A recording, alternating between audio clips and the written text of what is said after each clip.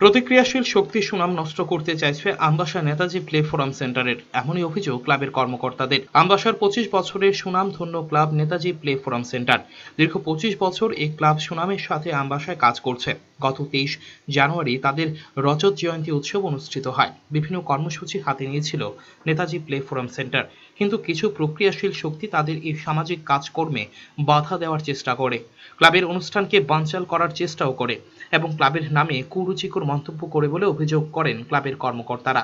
বৃহস্পতিবার রাতে এক সাংবাদিক সম্মেলন করে তার তীব্র নিন্দা জানান ক্লাবের সম্পাদক অনল বরণ রায় ও ক্লাবের চেয়ারম্যান উত্তম অধিকারী। গতকালকের এই ক্লাবের কর্মসূচিকে সামনে রেখে একাংশ লোক, যারা প্রতিক্রিয়াশীল বলা যায়, তারা এই কর্মসূচিটা নিয়ে আসলে বিভিন্নভাবে বিশ্রী কুমন্তব্য, ক্লাব সম্পর্কে বিভিন্ন ধরনের অপপ্রচার করতে মাঠে নামছে এবং ক্লাবের কর্মসূচিটারে ব্যর্থ করার জন্য, যে মানুষের স্বার্থে আমরা যে কর্মসূচি নিয়েছিলাম সেই কর্মসূচিটা ব্যর্থ করার জন্য বিভিন্নভাবে অপপ্রয়াস নিয়েছেন এবং ঐতিহ্য ওই ক্লাবের সুনাম যাতে অক্ষুণ্ণ থাকে সে জন্য সকলের সহযোগিতা চেয়েছেন কর্মকর্তারা। ব্যুরো রিপোর্ট, চ্যানেল দিনরাত।